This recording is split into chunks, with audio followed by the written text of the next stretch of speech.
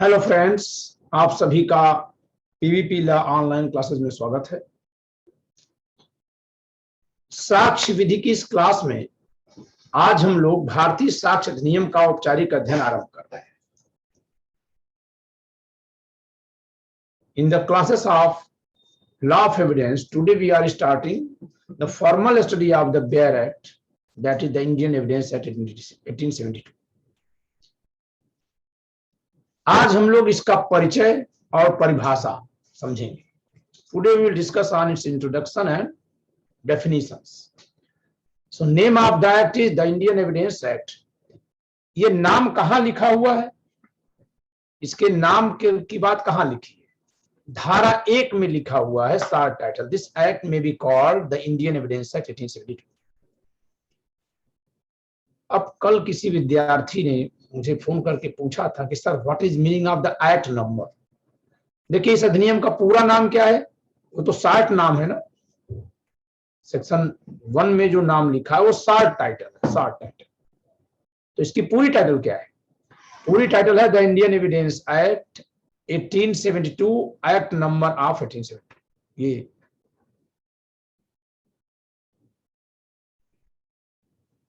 The Indian evidence act 1872, act number 1 of 1872। What do mean by act number 1? अधिनियम क्रमांक 1 से क्या समझते हैं? इसका नाम है भारतीय साक्ष्य अधिनियम 1872।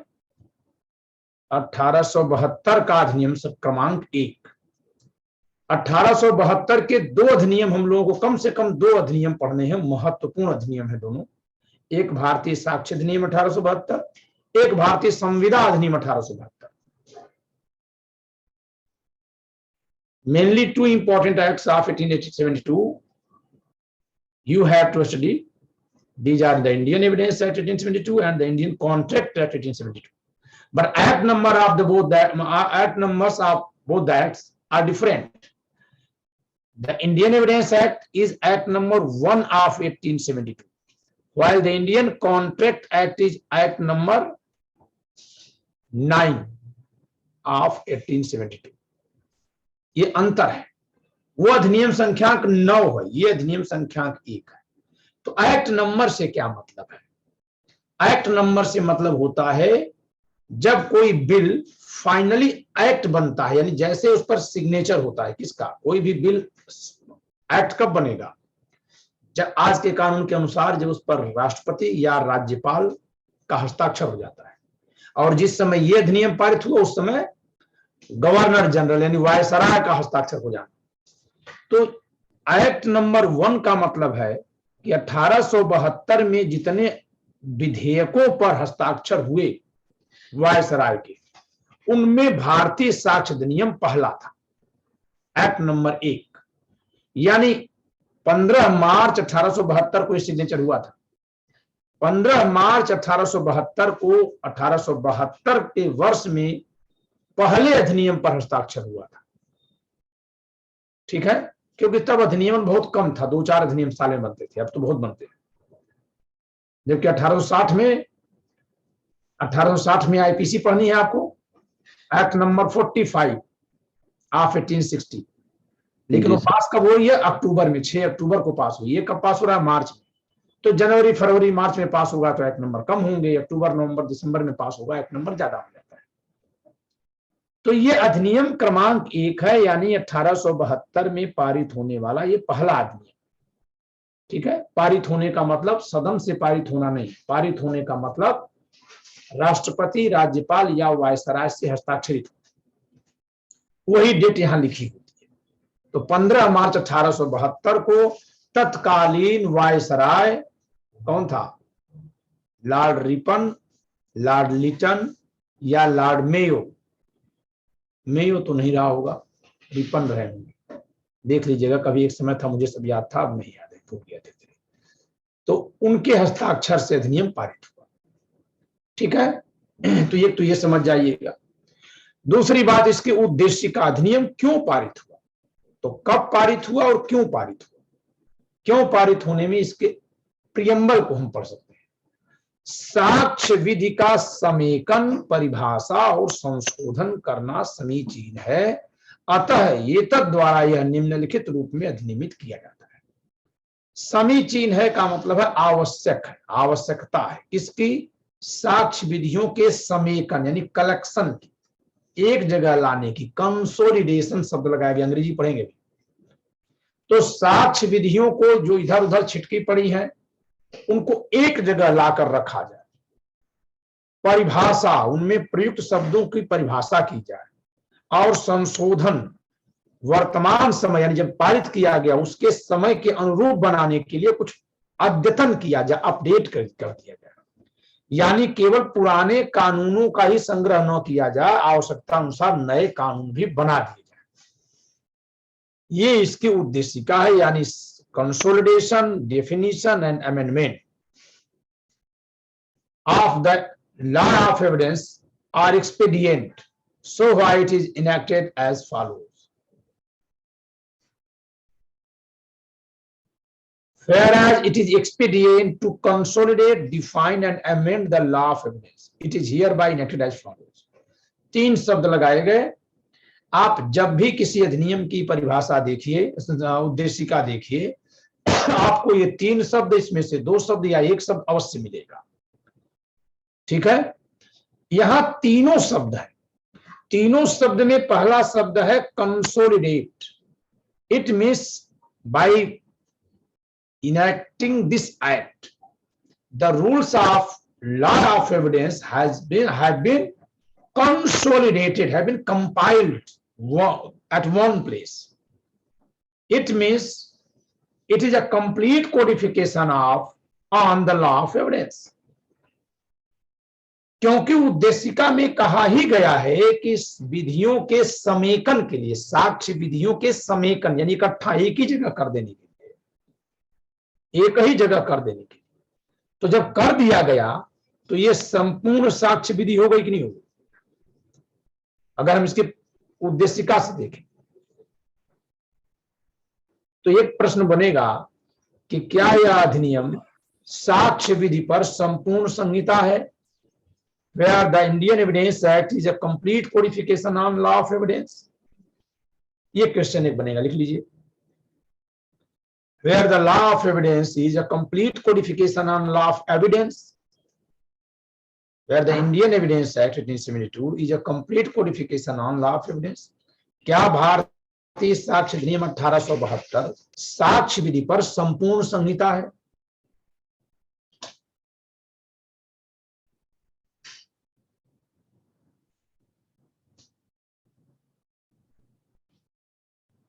तो उत्तर इसका एस या नो में अगर लिखना है तो एस या नो में जब लिखना होगा तो लिखेंगे एस। अगर आपसे कह दिया एस और नो तो लिखिए एस। लेकिन कोई बात आपसे एस या नो में नहीं पूछी जाएगी। मेंस या इंटरव्यू में अगर पूछा जाएगा तो आपसे उसके तर्क भी पूछे जाए। तो एस या नो की बजाय आप क्या लिखेंगे तब कि अधिनियम की उद्देशिका में समेकन शब्द का प्रयोग है। In the preamble of the act, the term consolidation has been utilized, has been applied. It means it is one of the aim behind enactment of the act to compile the entire rules of law of evidence in this act. So it can be said that it is a complete codification on law of evidence because all the rules of law of evidence have been compiled here. आप लिखेंगे कि इस अधिनियम की उद्देशिका में समेकन शब्द का प्रयोग किया गया है। समेकन, साक्ष्य विधियों के समेकन शब्द का प्रयोग, पद का प्रयोग किया गया है, जिससे यह स्पष्ट है कि इस अधिनियम को अधिनियमित करके संपूर्ण साक्ष्य विधियों को एक स्थान पर रख दिया गया है। अतः यह संपूर्ण संहिता है, साक्ष्य विधि पर संपूर्ण संहिता है। परंतु but there are 2 exceptions of this conclusion. परंतु इस निष्कर्ष के 2 अपवाद हैं। क्या क्या 2 अपवाद? पहला कि it doesn't mean that the parliament can not provide rule of evidence in any other act. इसका यह अर्थ नहीं है कि अब संसद कोई और लॉ नहीं बना सकती है, साक्ष्य विधि नहीं बना सकती। साक्ष्य विधि को बनाया, लेकिन इसका यह मतलब नहीं कि बना देने के बाद कलम तोड़ दी गई। बना देने के बाद आगे भी तो बना सकते हैं। So it doesn't means that parliament is debarred to provides further any rule of evidence in any other. एक तो ये लिख देंगे कि परंतु इसके दो अपवाद हैं। पहला यह कि संसद साक्ष्य विधि के नए नियम किसी अन्य विधि में बना सकती है, और दूसरा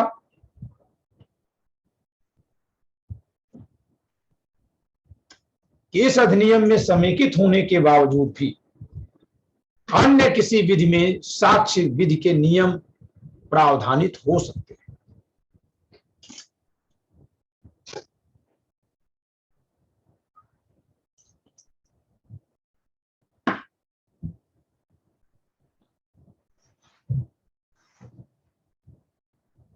एक तो संसद नए नियम बना सकती है, और दूसरा जिस समय ये बनाया गया उसके उस समय भी किसी और विधि में कहीं और साक्ष्य के नियम हो सकते हैं।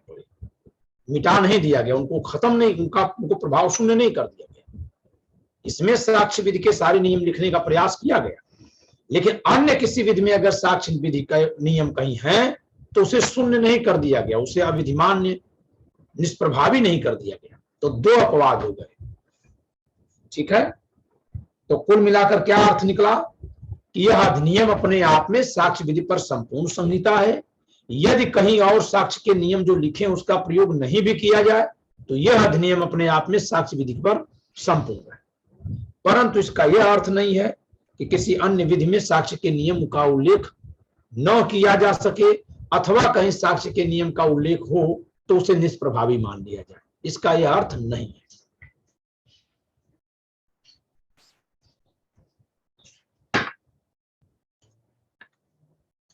तो जब कभी कोई भी लॉ ऑफ एक्ट जब पढ़िए तो उसमें खोजिए क्या कंसोलिडेशन टर्म है। सीआरपीसी में मिलेगा, सीपीसी में मिलेगा, बट आईपीसी में नहीं मिलेगा, लॉ ऑफ कॉन्ट्रैक्ट में नहीं मिलेगा, Indian contract act, the transfer of property act में नहीं मिलेगा। जान लीजिए नहीं मिलेगा, क्योंकि वो कंप्लीट लॉ नहीं है अपने विषय पर। सेल ऑफ गुड्स एक्ट में नहीं मिलेगा, मोस्टली प्रोसीजरल लॉ में ये प्रोविजन मिलता है। लेकिन कंसोलिडेशन टर्म यानी समेकन शब्द के प्रयोग के बावजूद भी उस विषय से संबंधित विशेष नियम किसी विशेष कानून में हो सकते हैं, क्योंकि यहां समेकन तो कहा गया, ये नहीं कहा गया कि बस यही अब होगा और कहीं नहीं होगा, ये नहीं कहा गया। तो ये बात समझ में आ गई है? जी क्लियर है। जी सर क्लियर है सर। ये प्री के लिए ही महत्व रखती है सब बातें, या कभी इंटरव्यू में या कोई आपसे ऐसे पूछ दे तो उसके। ठीक है, अब आती है धारा 1। धारा 1 में दो बातें हैं। यहाँ धारा 1 में 3 बातें हैं। एक तो इसका संक्षिप्त नाम क्या होगा, नाम। दूसरा प्रवर्तन, प्रवर्तन क्या, बल्कि इसको मैं विस्तार लिख दूं, कहां कहां लागू है, ये अधिनियम लागू कहां होगा, और तीसरा कब से लागू होगा। तो लागू कब से होगा, it shall come into force on the first day of September 1872। देखिए पारित होने में ये कॉन्ट्रैक्ट एक्ट से पहले पारित हुआ, लेकिन लागू बाद में हुआ। इंडियन कॉन्ट्रैक्ट एक्ट और इंडियन एविडेंस एक्ट दोनों ही 1872 में पास हुए, लेकिन ये बाद में लागू हुआ, वो पहले ही लागू हुआ। वो 1 जुलाई से लागू, ये 1 सितंबर से लागू। ठीक है, तो ये पहले 1 सितंबर 1872 से लागू, 15 मार्च 1872 को पारित और 1 सितंबर 1872 से लागू। ठीक है, अगर मैं भूगोल की भाषा में कहूं तो पूरे 6 महीने बाद। 6 महीने बाद का मतलब क्या है, ये सूरज है, ये पृथ्वी चक्कर लगा रही है, यहां से यहां पहुंच गई तक, है ना। मार्च में इक्विनॉक्स होता है और फिर 22 सितंबर को होता है, तो मोटे मोटे अगर देखा जाए तो यहां पहुंच गई थी, है ना। पूरा एक ऋतु गर्मी वाली उत्तर भारत में, उत्तरी गोलार्ध में गर्मी की एक ऋतु बीत गई, तब विस्तार लागू कर दिया गया। शीत ऋतु से पुनः शीत ऋतु का आगमन हुआ तो लागू कर दिया गया, यहाँ पारित किया गया, यहाँ लागू किया गया। ये भूगोल की भाषा में मैंने कर दिया। अब अगर भूगोल आता होगा तो समझ गए होंगे, ज्योग्राफी इतनी आती होगी तो, और नहीं आती होगी तो मैं तो यही मानूंगा कि section 56 of Indian evidence act आप पर लागू होता है और आप भौगोलिक प्रभाव, ऋतु, समय, पृथ्वी की द्वारा सूर्य की परिक्रमा, ये सब जानते हैं। सही है ना? जी सर सही जी। सेक्शन 56 में लिखा है जुडिशियल नोटिस, न्यायालय ये सब जानता है। अब आप न्यायालय नहीं जान रहे तो हम क्या करें? ठीक है, ये है मार्च, ये है जून, ये है सितंबर और ये है दिसंबर। यही होता है ना, ये 22 दिसंबर मान लेते हैं इसको, ठीक है, और ये 22 जून, 21 मार्च और ये 21 सितंबर। ये 4 टुकड़े बनते हैं, ठीक। 3 3 3 3 3 6 3 महीने के 4 टुकड़े।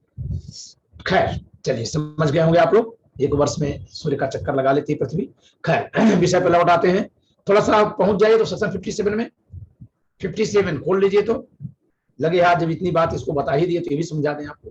57 में लिस्ट दी गई है कि किन किन फैक्ट्स के जुडिशियल नोटिस लेनी होती है, न्यायालय जानता है। एक रिलेस्टेटिव लिस्ट है, दृष्टांत स्वरूप लिस्ट है 57 में।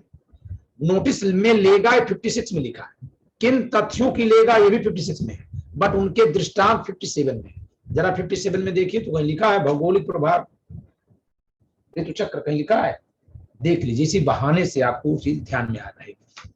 मैं उसको पढ़ा नहीं रहा हूं लेकिन ध्यान रहे। 9th पॉइंट देख लीजिए, 9 वाले में लिखा गुरुदेव, 9 वाले में है ना, the division of time, the geographical division of the world, है ना। यही, चलिए विषय पे लौट लेते हैं। तो ये 2 चीजें तो आपको पता चल गई कि इसका नाम द इंडियन एविडेंस एक्ट 1872 है। ये शार्ट नाम है, पूरा नाम क्या है? The Indian evidence act 1872, act number 1 of 1872, ये पूरा नाम। और ये 1 सितंबर 1872 से लागू, 15 मार्च 1872 को पारित हुआ, अपने पहले ही पढ़ा। अब सवाल बनता है कि ये कहां तक लागू है, कहां तक लागू है? तो ये जो आपके सामने मैंने बेरड खोला है ये पुराना है, इसमें लिखा है it extends to the whole of India except the Jammu और कश्मीर। पहली बात तो ये है, ये गलत है। तो हम पहले पुराना पढ़ा लेते हैं, मान लेते हैं कि हम 2018 में बैठे, मान लेते हैं। तो ये 2 जगह पर लागू नहीं था। 2018 की बात करें, 2019 में 31 अक्टूबर से पहले की बात करें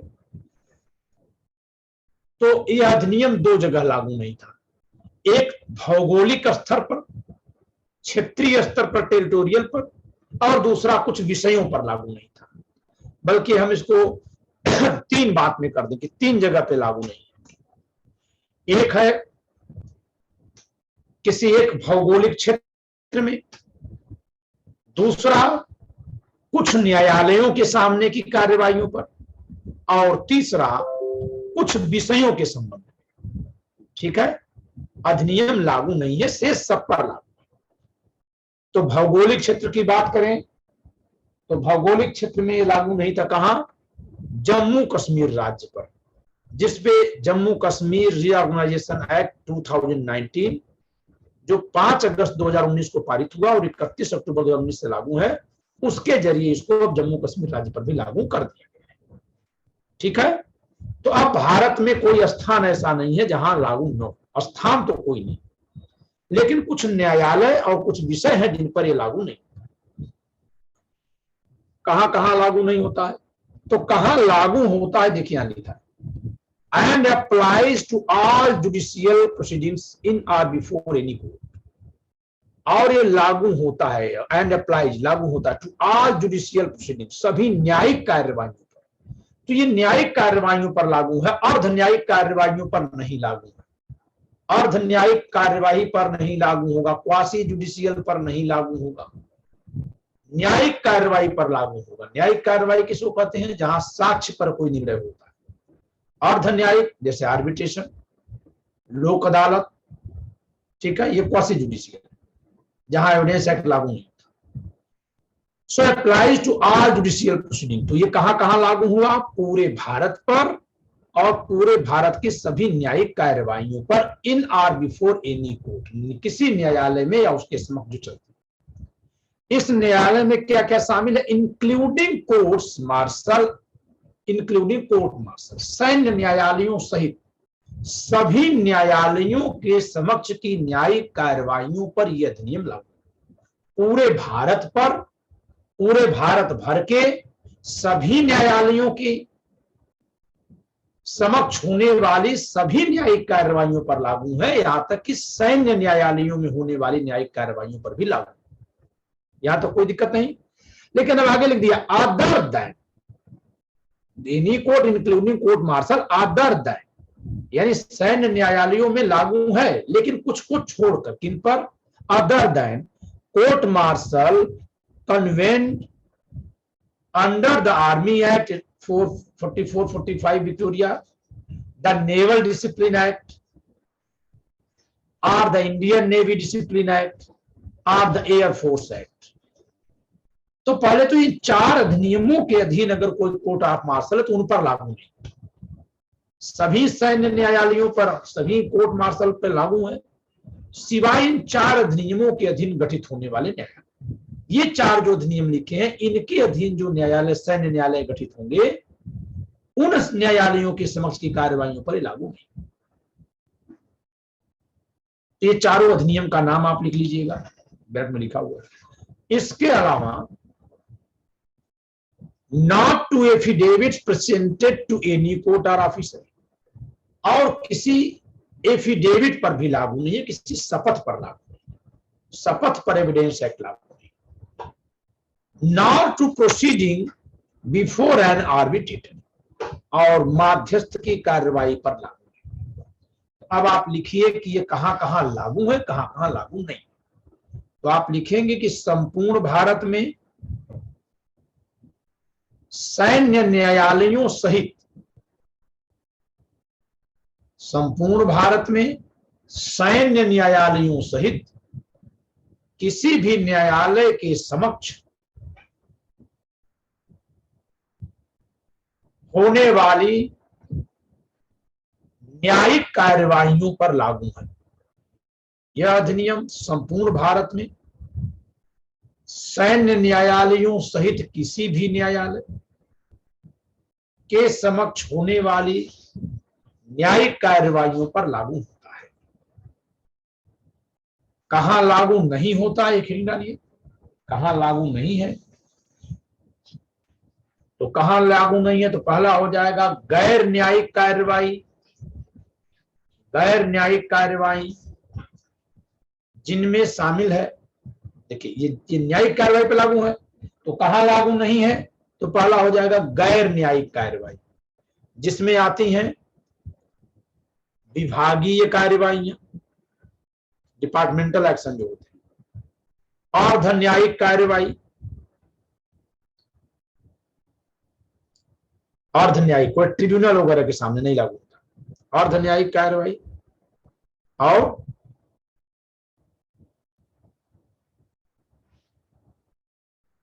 वैकल्पिक न्यायिक कार्यवाही। अर्ध न्यायिक और वैकल्पिक न्याय लगभग एक ही जैसे शब्द हैं। दो शब्द में से लिखवा रहा था, कोई बचे।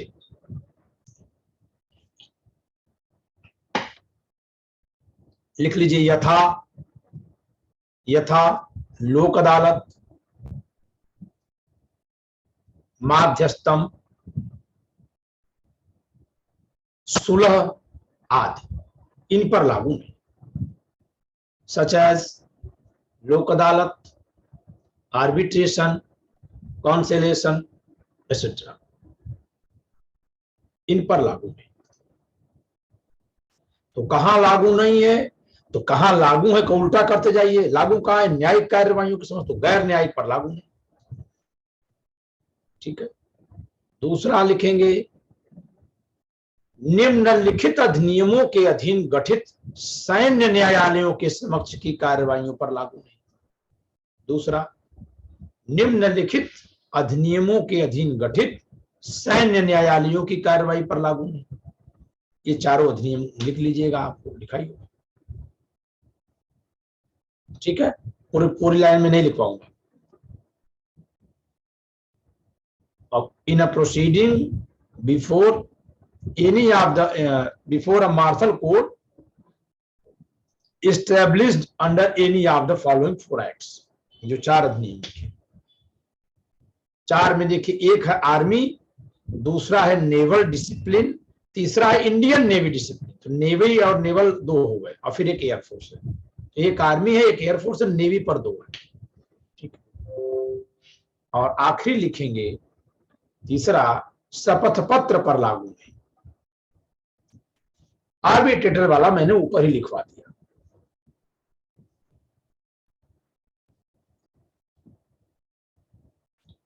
शपथ पत्र पर लागू नहीं।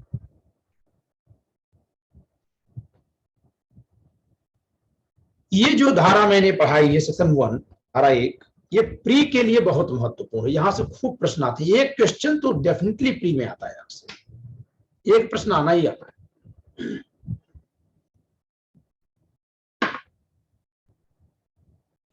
अब हम चलते हैं, देखते हैं धारा 2, रिपील ऑफ इनएक्टमेंट।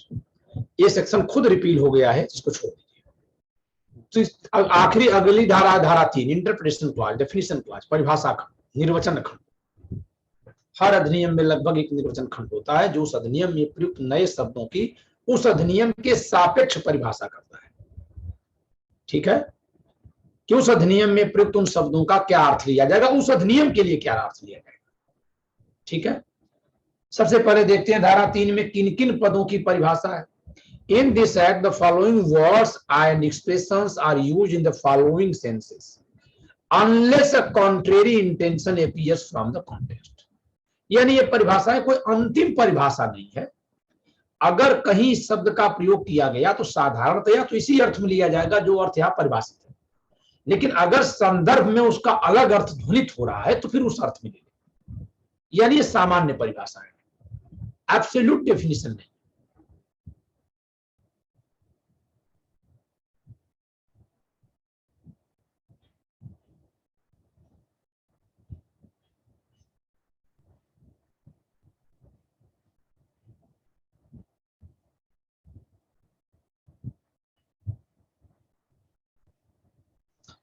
कौन कौन सी परिभाषा है जरा गिनते हैं। 1 कोड, फैक्ट 2,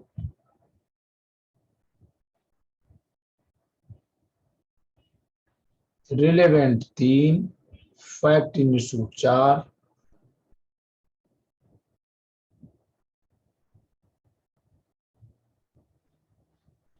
डॉक्यूमेंट 5,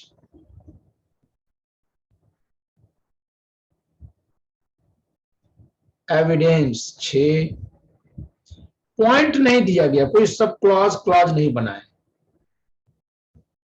7, 8 और 9, prove disprove not prove. And India 10।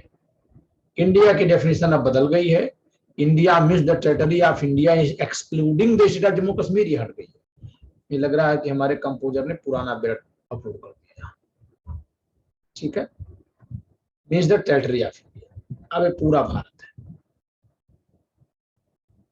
तो 10 टर्म्स की डेफिनेशन, 10 एक्सप्रेशंस की डेफिनेशन एक्सप्रेसली दी गई है, ठीक है। 10 पदों की विशिष्ट 10 विशिष्ट पदों की परिभाषा इस धारा में दी गई है।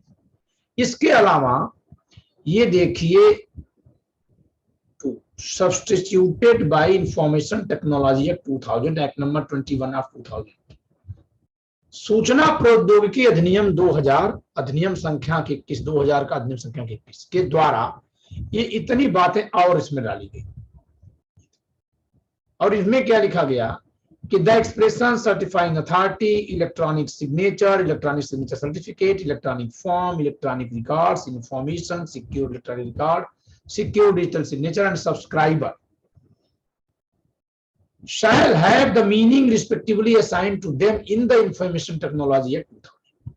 यानी ये जो पद इस अधिनियम में प्रयुक्त है, क्या क्या?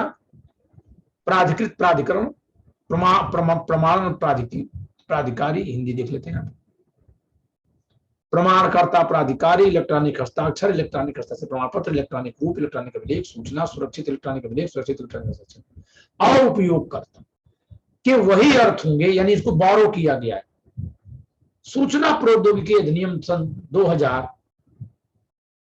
का अधिनियम क्रमांक 21 में जो परिभाषा इन पदों की दी गई है, इस अधिनियम में इन पदों का प्रयोग किया गया संशोधन करके, तो यहां भी उसी परिभाषा के अर्थ में किया गया।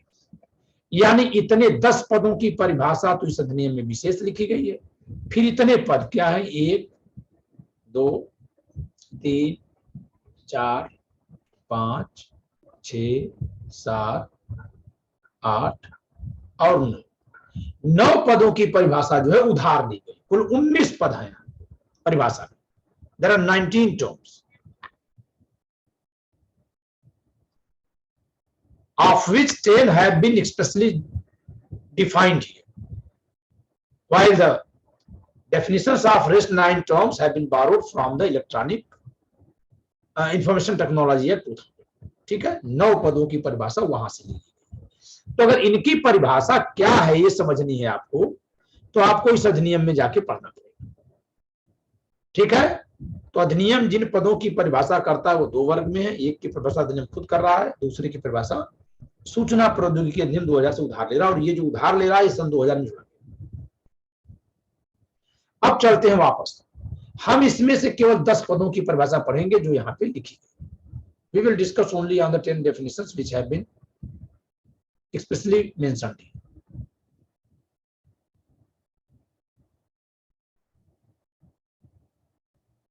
सबसे पहले परिभाषा आती है न्यायालय, कोर्ट। न्यायालय में क्या है? न्यायालय शब्द के अंतर्गत सभी न्यायाधीश, ये परिभाषा बहुत महत्वपूर्ण है, अक्सर पूछी जाती है। शब्द के अंतर्गत सभी न्यायाधीश और मजिस्ट्रेट आते हैं। न्यायालय शब्द के अंतर्गत सभी न्यायाधीश और मजिस्ट्रेट आते हैं, तथा मध्यस्थों के सिवाय साक्ष्य लेने के लिए वैध रूप से प्राधिकृत सभी व्यक्ति आते हैं। अब जिसको भी साक्ष्य लेने के लिए अथराइज कर दिया जाएगा, चाहे वो इलेक्शन कमीशन हो या वो SC/ST कमीशन हो, जो कोई हो, जिस पर्पज के लिए उसको एविडेंस लेने की पावर दे दी गई, अगर दे दी गई तो, चाहे वो फाइनेंशियल कमीशन हो, मैं ऐसे ही बोल रहा हूं, अगर पावर ये दे दी गई एविडेंस लेने के लिए, तो फिर इस एक्ट के पर्पज से वो कोर्ट माना जाएगा। ध्यान से समझिएगा, कोई अथॉरिटी CPC के लिए कोर्ट है बट एविडेंस एक्ट के लिए नहीं। क्या ऐसा हो सकता है?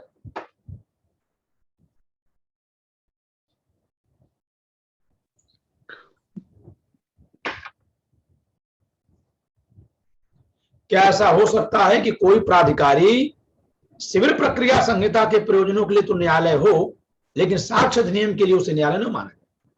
जी, ADR वाले जो होते हैं, सेक्शन 89 वाले, ADR में CPC भी लागू नहीं होती। तो आप इसका एक तकनीकी उत्तर दीजिए। कभी कभी गोल मोल उत्तर दिया जाता है, जिसका गोल मोल उत्तर दे दीजिए। CPC में वो उसको हम न्यायालय मान लेंगे जिसको समन की पावर है, लेकिन साक्ष्य अधिनियम में न्यायालय उसे मानेंगे जिसको साक्ष्य मंगाने और उसका मूल्यांकन करने की पावर है। वहां केवल समन की पावर है, पूछताछ के लिए भुला दिया, साक्ष्य मांगने की पावर नहीं, तो भी वो न्यायालय है क्योंकि समन वही जारी करेगा। ये आपको मैं फिलोसफिकल आंसर दे रहा हूं। लेकिन साक्ष्य अधिनियम में न्यायालय उसे कहेंगे जो साक्ष्य लेने के लिए प्राधिकृत। तो अगर कोई अधिकारी, कोई प्राधिकारी, कोई एक अथॉरिटी बनाई गई, उसे कहा गया कि आप अपने सामने किसी को बुलाने के लिए समन जारी कर सकते हैं, केवल बुलाने के लिए समन जारी कर सकते हैं, तो CPC के पर्पज के लिए कोर्ट हो गया, क्योंकि समन जारी करने की पावर है। लेकिन अगर उसको एविडेंस मंगाने और एविडेंस का इवेल्युएशन करने की पावर नहीं है तो इस अधिनियम में वो कोर्ट नहीं है। यानी यहां कोर्ट की का होने का क्राइटेरिया क्या है कि शपथ पर साक्ष्य लेने के लिए प्राधिकृत हो, एविडेंस लेने के लिए प्राधिकृत हो। साक्ष्य लेने का मतलब होता है शपथ, बिना शपथ के भी लिया था, छोटा बच्चा देगा तो शपथ पे नहीं देगा। तो साक्ष्य लेने के लिए जो ऑथराइज है उन्हें न्यायालय कहेंगे। अब एक बात और भी, ऑफिशियल नेम क्या होना चाहिए? क्या उसका ऑफिशियल नाम जज या मजिस्ट्रेट होना जरूरी है कोर्ट माने जाने के लिए? तो आप कहेंगे नहीं। क्यों? क्योंकि न्यायाधीश या मजिस्ट्रेट जिसके नाम के पीछे जुड़ा है, जब अधिनियम लिखा गया तब की बात है, वो उन्हीं के नाम के पीछे जोड़ा गया जो साक्ष्य लेने के लिए प्राधिकृत थे। लेकिन अन्य किसी को भी, चाहे उसका पदनाम कुछ भी हो, यदि साक्ष्य लेने के लिए कानून में प्राधिकृत कर दिया गया, विधि में प्राधिकृत किया गया, तो उसे भी उस संदर्भ में न्यायालय माना जाएगा। ओके, सो नॉट ओनली जजेज or magistrate which are generally or commonly authorized to take evidences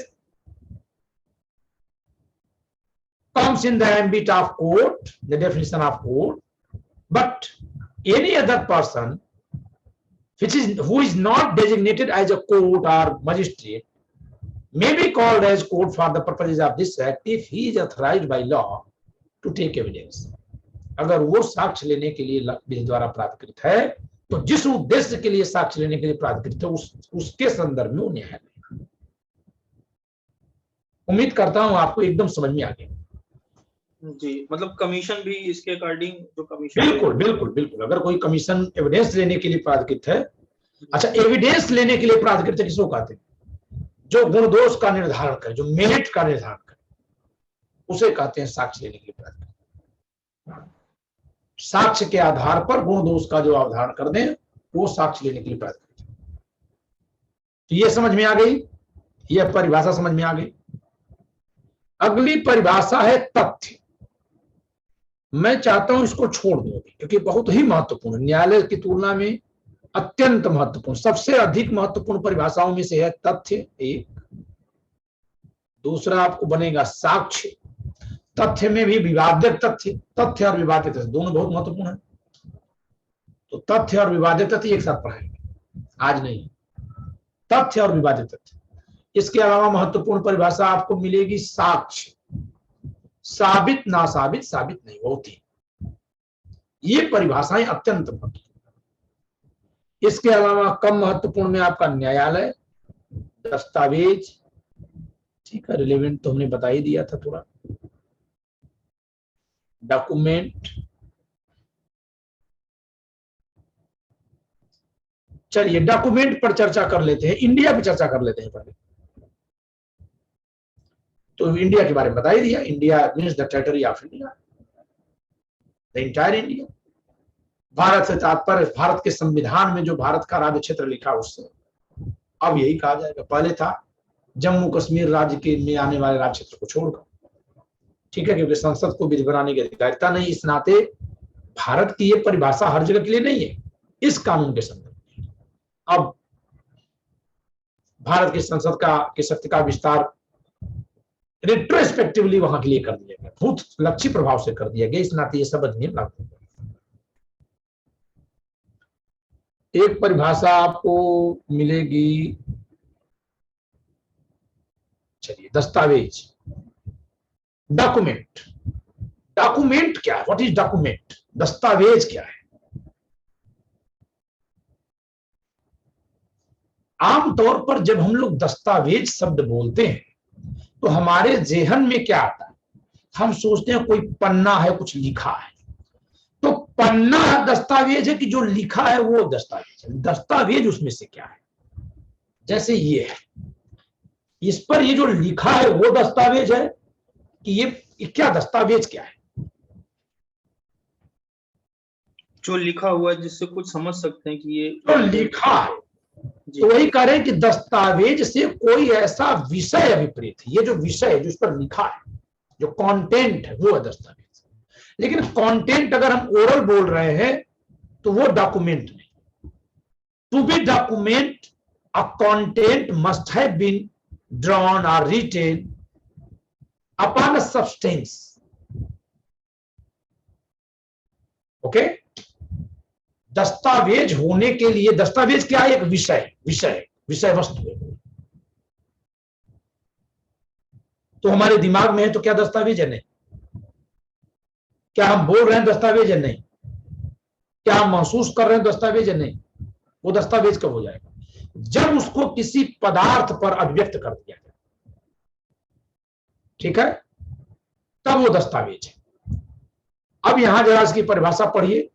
दस्तावेज से ऐसा कोई विषय अभिप्रेत है, यानी दस्तावेज मूलतः क्या है? विषय है। दस्तावेज क्या है? एक विषय है।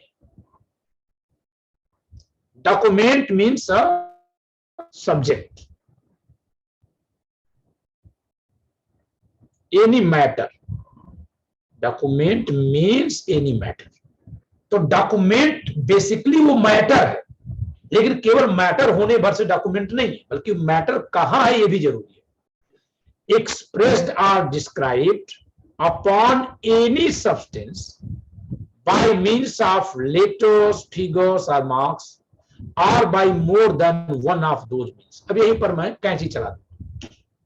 बाय मीन्स ऑफ लेटर्स, अक्षर, फिगर्स, अंक, मार्क्स, चिन्ह, or by more than one of those, या इन तीनों में से एक या एक से अधिक। कुछ अक्षर से लिखा है, कुछ अंक में लिखा है, कुछ चिन्ह में बना दिया गया है। अब सवाल ये बनता है, ऐसे लिख दिया कि मैंने उससे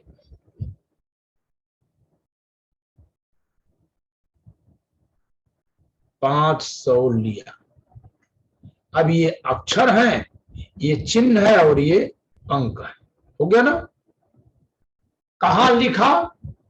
अपॉन एनी सब्सटेंस, किसी भी पदार्थ पर। तो ये दस्तावेज हो गया अगर किसी पदार्थ पर। अगर हमारे दिमाग में है तो नहीं, हमने बोला किसी से नहीं, कहीं सब्सटेंस पदार्थ पर होना चाहिए। पदार्थ कैसा होना चाहिए? कैसा? Any substance. तो दिल्ली में मैं पढ़ा रहा था 2007 में, मेरे एक विद्यार्थी ने पूछा कि सर धुएं पर लिख दिया, क्या ये डॉक्यूमेंट है? क्या उत्तर देंगे? वो विद्यार्थी इस समय असम में है, एक दिन उसका फोन आया था, वो ऐसे ही सवाल करता था, बहुत परेशान करता था जब मैं मिशन लॉ में पढ़ा रहा था। और उस 2007 के विद्यार्थी के मतलब मेरी उम्र के बराबर, एकदम मेरे बराबर के लोग हुआ करते थे। तो इस तरह के सवालों को मैं डांट के चुप नहीं करा सकता था, मैं उत्तर देता था। तो बताइए, आपसे कोई कह देगा कि सर किसी पदार्थ पर, तो धुआं भी पदार्थ है, अगर धुआं पर लिख दिया तो सर क्या वो दस्तावेज है? सर वह दस्तावेज तब होगा जब वो मतलब प्रयोग करने की यूज में आ जाए। यदि हम उसका मतलब प्रयोग कर पा रहे हैं तो दस्तावेज है। यदि वो धुआं अतुल, ये उत्तर कहाँ से आपको मिला है? सर आपके द्वारा। हाँ यही उत्तर मैंने दिया था। जी सर। भाई ठीक है, बिल्कुल है। हम काहे को जोखिम ले? हम कहा चुप रहो, तुम्हारा दिमाग खराब हो गया? क्यों हम कहें? हमने अधिनियम पकड़ा दिया। हमने कहा आगे देखिए, इसकी एक क्राइटेरिया आगे भी लिखी है, इंटेंडेड टू बी यूज्ड और which may be used for the purpose of recording that matter. केवल लिख देने भर से दस्तावेज नहीं है। कोई विषय किसी पदार्थ पर लिख दिए जाने भर से नहीं है। वो वो अभिलेखन में के आशय के लायक हो, के लिए किया गया हो, या उसके लिए प्रयोग में लाया जा सकता हो। तो अगर तुम उसका प्रयोग में तुम उसको ला सकते हो तो बिल्कुल दस्तावेज है, नहीं। भाई कोई कहेगा सर बर्फ पे लिख दिए, तो बालू की रेत पर लिख दिए समुद्र किनारे, तो अरे सुदर्शन इतनी बड़ी बड़ी मूर्तियां बनाते हैं, अगले दिन वो बह जाती है, तो एक दिन तो दस्तावेज रहती ही है, एक दिन रहती है। तो अगर कोई हम ऐसी टेक्निक बना लें कि धुआं पर लिख लें, उसको रोक लें, तो ठीक है। नहीं रोक पाओ तो हम क्या करें? हमने कहा तुम पानी बहते पानी पर लिखो ना। वो नदी में, हरिद्वार में गंगा जी बह रहे, उसी पर तुम लिख रहे थे, है दस्तावेज, अगर पढ़ सको तो। हम काहे अपने ऊपर जोखिम में? तो उसको समझ में आ गया, ठीक है। तो अगर आपसे कोई ऐसा सवाल करे तो इसका उत्तर आप लड़िएगा मत, यहीं से उत्तर कर दीजिए। अगली बात कि यहां लेटर्स, फिगर्स, मार्क्स चूंकि 3 लिख दिया, अगर हम इन तीनों को काट कर, अगर हम इन तीनों को काट दें,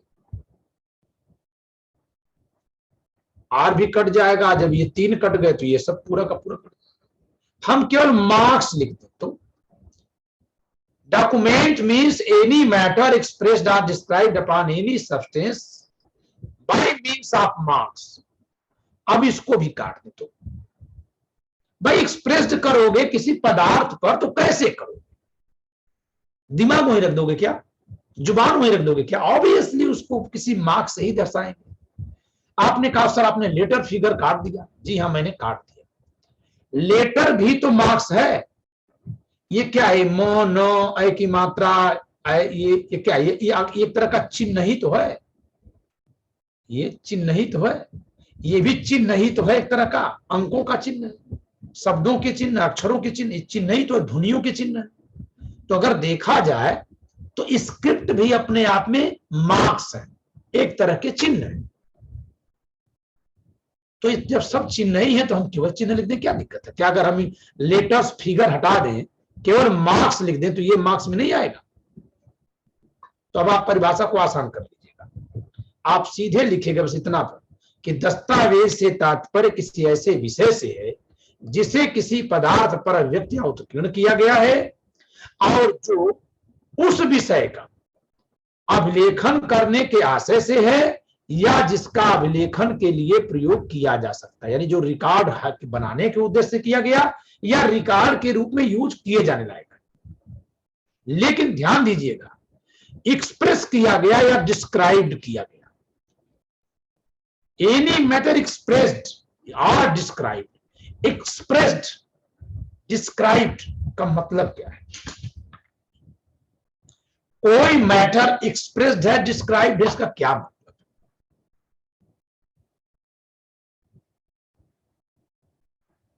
एक्सप्रेस्ड या डिस्क्राइब्ड का मतलब है इंटेंशनली, नोविंगली उसको वहां उकेरना, तब वो एक्सप्रेस्ड या डिस्क्राइब्ड में आएगा।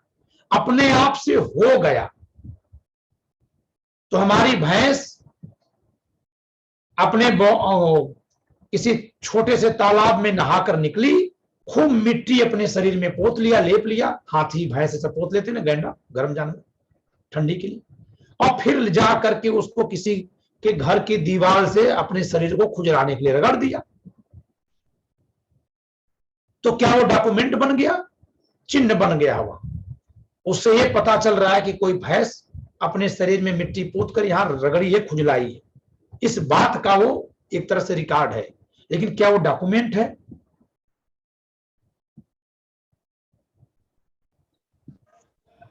नहीं सर, जब तक रिकॉर्ड है तब तक डॉक्यूमेंट नहीं है। जब तक रगड़ा है तब तो जो भैंस गई दीवार में अपने शरीर को रगड़ दी, तो डॉक्यूमेंट नहीं है। जैसे उसका पर्पज बदल जाएगा सर, जैसे पर्पज बदलेगा डॉक्यूमेंट हो जाएगा। पर्पज की बात नहीं है, वो क्यों डॉक्यूमेंट नहीं है? नहीं तो डॉक्यूमेंट है सर, वो भी चिन्ह तो है ना। हाँ तो डॉक्यूमेंट है सर। नहीं, ये कहा नहीं है, क्योंकि भैंस के रगड़ने को हम एक्सप्रेस करना या डिस्क्राइब करना नहीं कहते। भैंस कहीं रगड़ देगी तो उसको अभिव्यक्त करना या उल्लेखित करना शब्द में नहीं आता। यहां मैटर कैसा होना चाहिए? एक्सप्रेस्ड और डिस्क्राइब्ड होना चाहिए, ये शर्त है। तो 3 बातें हैं कि एक विषय हो, वो अभिव्यक्त या उत्कीर्ण हो किसी पदार्थ पर। ये 3 बातें लगी तो केवल विषय हो जाने भर से, वहां विषय तो है। क्या विषय है? कि भैंस ने अपने शरीर में मिट्टी लेपकर यहां अपने शरीर को रगड़ा, खुजलाया, यानी इधर से गुजरी। इस बात का अभिलेखन है एक तरह से, लेकिन वो अभिव्यक्त या उत्कीर्ण नहीं है, क्योंकि अभिव्यक्त या उत्कीर्ण कौन करेगा? ह्यूमन बीइंग, वो भी इंटेंशनली, नोविंगली, अपने आप से कुछ हो गया, इसको अभिव्यक्त या उत्कीर्ण नहीं कहेंगे। एक को गोली मारी गई और वो दीवार पकड़ लिया फिर गिर गया, उसके हाथ में गोली लगी थी, उसके हाथ से रगड़ते हुए खून की निशान बन गए, जिससे लग रहा था कि जब गोली मारी गई या चाकू मारा गया तो दीवार पे देखिए मारा गया, हाथ में भी छेद है, दीवार पे भी वहां निशान बना हुआ है। सो स्पष्ट हो रहा है कि यह हाथ रख करके दीवार पे चाकू मारा गया और फिर वो रगड़ते हुए नीचे गिरा है, यानी वो इतना घायल था कि उठ नहीं सकता था, हटा नहीं सकता था, हाथ रगड़ते हुए ही नीचे गया है, खून की पूरे निशान बने। ये विषय है और पदार्थ पर है। ये इस बात का रिकॉर्ड भी है कि देखिए यही मारा गया और ये देखिए साहब गिरा है, लेकिन क्या ये अभिव्यक्त या उत्कीर्ण है? तो आप कहेंगे सर इसका मतलब क्या है अभिव्यक्त या उत्कीर्ण? अभिव्यक्त या उत्कीर्ण हम किसी विषय को तब कहते हैं जबकि उसको वही करने के लिए ही किया गया हो, यानी जानबूझकर मानव के मस्तिष्क का प्रयोग करके उसको ऐसा बनाया गया, वो अपने आप से बन गया मानव शरीर से, तो उसको आप अभिव्यक्त या उत्कीर्ण किया गया नहीं कहे। तो आतंकवादियों ने गोली मारी और इत्तेफाक से गोली मारने में उनसे लिख गया ए। उन्होंने गोली मारी, दीवार पे Sten gun, machine gun, AK-47 से गोली मार दी, दीवार पे एकदम छेद हो गया, ऐसे निशान बन गया ए। एक लेटर लिख गया, लेकिन उनका भाषा ऐसा कुछ लिखने का नहीं था, तो गोलियां चला रहे थे, ऐसे आकार बन गया। क्या ये डॉक्यूमेंट है? नहीं गुरुदेव। तो बस यही समझना है कि जो कुछ निशान बन जाए, जो चिन्ह बन जाए, वो दस्तावेज नहीं है, बल्कि जो बनाया जाए, एक्सप्रेस्ड और डिस्क्राइब्ड का ये मतलब है, जो बनाया जाए वो दस्तावेज। ये ध्यान दीजिएगा, इस नाते दस्तावेज का निर्माण मनुष्य के विवेक के बिना प्रयोग के हो ही नहीं सकता, क्योंकि बनाया जाए, मनुष्य का उसमें दिमाग लगेगा, ऑटोमेटिक जो बन जाएगा वो डॉक्यूमेंट नहीं है। तो भैंस ने जो किया उसमें उसका दिमाग, भैंस का दिमाग, सॉरी आदमी का कोई दिमाग नहीं लगा है उसको व्यक्त करने में। जी सर, दस्तावेज। ठीक है, यहां तक कि मनुष्य की क्रिया से भी अगर कोई चीज बन जाए तो वो भी दस्तावेज नहीं है, क्योंकि बनाई नहीं गई। तो बन गई या बनाई गई, इसका अंतर देखना है, कोई बहुत महत्वपूर्ण अंतर है। एनी मैटर एक्सप्रेस्ड, अभिव्यक्त किया गया हो, डिस्क्राइब्ड, विवेचित किया गया हो गया हो, अपने आप नहीं, किया गया हो गया और किया गया में अंतर है। किया गया यानी मनुष्य का दिमाग लगा कि उसको ऐसा किया गया, यानी ह्यूमन बीइंग के हाथों से, शरीर से न केवल वो बन गया बल्कि दिमाग से बनाया गया, तब वो दस्तावेज। एकदम बात समझ में आ गई? जी सर, क्लियर। तो दस्तावेज के लिए क्या क्या जरूरी है कि एक विषय हो और वो कहीं अभिव्यक्त या उत्कीर्ण हो। कहीं अभिव्यक्त या उत्कीर्ण हवा में तो होगा ही। अब हो सकता है साउंड है, तो साउंड डॉक्यूमेंट में नहीं आता, साउंड इलेक्ट्रॉनिक रिकॉर्ड में आ रहा है।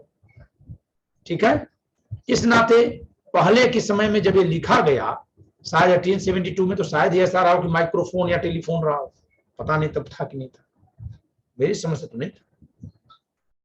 सोचिए इस 100 साल में कितना विकास हुआ, कितना विकास, कितनी चीजें बन गई। मैं कहां बैठा हूं, आप सब कहां बैठे हैं, मैं यहां से बोल रहा हूं, आप सब सुन रहे हैं, तो तुरंत सुन रहे हैं, तुरंत मुझे देख रहे हैं, मानो मेरे बगल में बैठे हैं आप।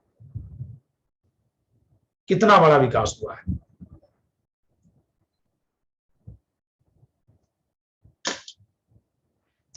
तो आपको ये समझना है कि दस्तावेज एक विषय का किसी पदार्थ पर अभिव्यक्त या उत्कीर्ण किया जाना है, जो या तो रिकॉर्ड बना, उस विषय का रिकॉर्ड बनाने के पर्पज से, और पर्पज तब माना जाएगा जब रिकॉर्ड बन जाए, बनने लायक हो। धुआं पे लिख के आप पर्पज सॉल्व कर रहे हैं तो आपका पर्पज ऐसा है ही नहीं, आपके कहने से नहीं मान लिया जाएगा।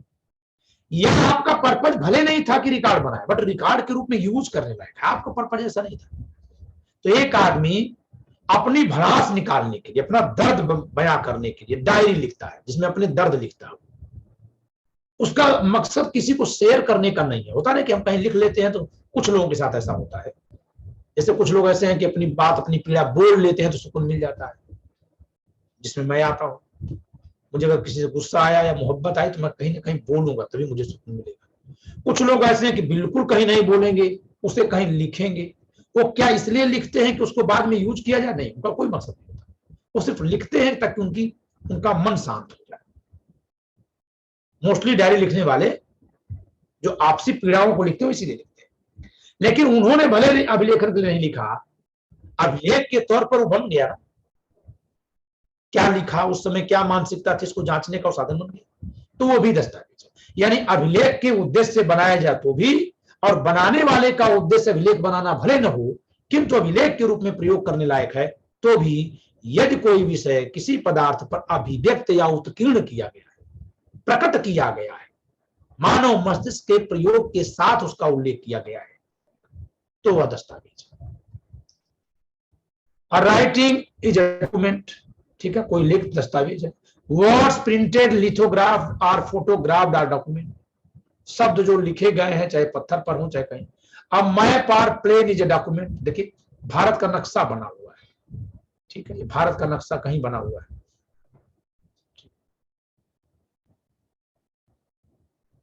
कहीं भी भारत का नक्शा, ये क्या है? दस्तावेज है। An inscription on a metal plate or stone is document, किसी पत्थर पर या किसी धातु के टुकड़े पर जो लिपि लिखी है वो भी क्या है? दस्तावेज है।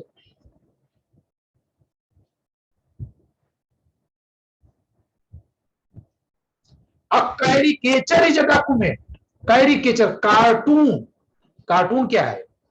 चिन्ह है ना, वो ना अक्षर है ना अंक है, लेकिन चिन्ह तो है ना, तो कार्टून भी दस्तावेज है। तो इस प्रकार दस्तावेज वो विषय है जो किसी पदार्थ पर मनुष्य के द्वारा मानव मस्तिष्क के प्रयोग के माध्यम से अभिव्यक्त या उत्कीर्ण किया गया है। अब वो रिकॉर्ड के आशय से किया गया, रिकॉर्ड होने लायक छोड़ दीजिए, क्योंकि वो अंडरस्टूड है, अपने आप वो चीज आ जाएगी। वो फालतू की चीज लिखी है कि आपकी अभिलेख बनाने के लिए किया गया या बनने लायक है। जब याद लग गया तो चाहे तो अभिलेख बनाने के लिए किया हो या न किया हो, हम उसका अभिलेख के रूप में प्रयोग कर सकते हैं, तो दस्तावेज है। अभिलेख के रूप में तो ही प्रयोग में लाएंगे जब नष्ट न हो गया हो, और उसका चाहे जितना भी आशय हो दस्तावेज अभिलेख बनाने का, अगर वो नष्ट होने लायक है तो खत्म हो जाएगा। तो वो आखिरी बात का कोई बहुत विशेष मतलब नहीं, ज्यादा मतलब इसी बात का है कि विषय है और मनुष्य के दिमाग से उसको अभिव्यक्त उत्कीर्ण किया गया। यानी जैसे आप ओरल एविडेंस देते हैं वैसा ही डॉक्यूमेंट्री भी है। ओरल में भी आप सोच समझ कर बोलते हैं, आप कुछ भी बोलते तो सोच समझ के ही बोलेंगे, यहां से बात ही यहां आती है। ऐसे ही दस्तावेज भी वही बनेगी जो यहां से आए, जो खुद से बन जाएगी वो दस्तावेज नहीं बल्कि वो भौतिक पदार्थ है, ठीक है, वो दस्तावेज नहीं बल्कि वो भौतिक पदार्थ है। एक व्यक्ति को चाकू से फाड़ दिया गया और यूं फाड़ा गया फिर यूं फाड़ा गया। अब कोई कह रहा सर ये डॉक्यूमेंट है, सर वो एक्स लिखा है डॉक्यूमेंट है। कोई कह रहा नहीं सर मारने वाले ने मारा, वो निशान बन गया। अगर मारने वाले ने मारने के लिए इस तरह से फाड़ दिया है तो फिर वो दस्तावेज नहीं, उस निशान का बन जाना दस्तावेज नहीं, क्योंकि वो अभिव्यक्त या उत्कीर्ण नहीं किया गया, हो गया, तो तब वो भौतिक पदार्थ की श्रेणी में जाएगा। लेकिन अगर वो इस तरह का साइन बनाते थे मारने वाले, जिसको मारते थे उसकी इस तरह साइन बनाते थे ताकि मैसेज दे सके, तो फिर वो इस तरह का एक चिन्ह है जिसको उन्होंने उकेरा है, प्रकट किया है, और तब वो दस्तावेज। उम्मीद करता हूं आप सबको विधिवत समझ में आया। आगे बात समझ में? जी बिल्कुल गुरुदेव। इसमें ये वाली जो आप ये वाला बता रहे हैं, ये जो एक अमिताभ बच्चन की मूवी थी उसके वो सीने पे मर्द लिखा हुआ था, हाँ, अगर उकेरा इसीलिए गया है तो डॉक्यूमेंट्स है। और अगर कहीं से जैसे मान लेते हैं कहीं उस तरह का सांचा रखा हुआ था, कहीं मान लेते हैं कि गर्म सांचा उस तरह का रखा हुआ था और इत्तेफाक से वो आदमी सो रहा था, उसके ऊपर गिर गया और उसके गिर जाने से निशान बन गया, तो फिर वो दस्तावेज नहीं है, वो भौतिक पदार्थ, वो इस बात का प्रभाव है कि ऐसे जला गया, वो दस्तावेज नहीं है। लेकिन अगर उस तरह से लिखा गया तब वो दस्तावेज है। एक बहुत बढ़िया अभी एक वेब सीरीज आई है पंचायत, गांव अच्छा। से जुड़ा हुआ एक है, उसमें एक सचिव जी दीवार पे लिखवाते हैं 2 बच्चे मीठी खीर, तीसरा बच्चा बवासीर। अब इस बात पे बवाल हो जाता है, तो इंटेंशनली जो स्टेट गवर्नमेंट की ऐसी पॉलिसी थी कि जनसंख्या नियंत्रण किया जाए, तो हाँ। डीएम साहब का आदेश था, वो दीवार पे ऐसा लिखवा रहे थे। अब वो डिस्प्यूट हो गया गांव में, जिसके 3 बच्चे थे वो उनसे भिड़ गया ऐसा, तो वो जो किया गया, वो दीवार पर उकेरना जो है दस्तावेज वो हुआ। दस्तावेज वो लिखा गया। जी अगर वो बवासीर शब्द न लिख करके कोई गंदा चित्र भी बना देते, जी तीसरा बच्चा गंदा कोई चित्र बना देते, तो हाँ भी वो दस्तावेज है, क्योंकि वो बनाया गया है। जी, मानव तो मस्तिष्क और हाथ का कुछ भी जो आप अपने दिमाग का प्रयोग करके, ह्यूमन बीइंग कोई भी विषय जो अपने दिमाग का प्रयोग करके एक्सप्रेस करता है, चाहे किसी भी रूप में करे, वो डॉक्यूमेंट है। और जो अपने आप से हो जाए, यानी बिना विवेक के प्रयोग के दस्तावेज का निर्माण हो ही नहीं सकता। और क्योंकि मनुष्य के विवेक का प्रयोग होगा, इस नाते इसमें झूठ मिलाए जाने की संभावना होगी। इसी नाते दस्तावेज को दस्तावेजी साक्ष्य, और जो मुंह से बोलता है उसको मौखिक साक्ष्य स्टीफेन ने कहा बनाया। और इनके सच्चाई के परीक्षण के बहुत सारे उपाय किए थे। भौतिक पदार्थ जो खुद से बन जाते हैं, उनके लिए उन्होंने कोई विशेष उपाय नहीं किया। क्यों? क्योंकि वो ऑटोमेटिक बने, उसमें मनुष्य का विवेक का प्रयोग नहीं हुआ। अगर विवेक का प्रयोग हुआ, फिर वो दस्तावेज कैटेगरी में आता। ठीक है, चलिए, तो आज के लिए इतना ही, हम लोग कल मिलेंगे। चलिए, राम गुरुदेव। ओके, प्रणाम सर। ओके।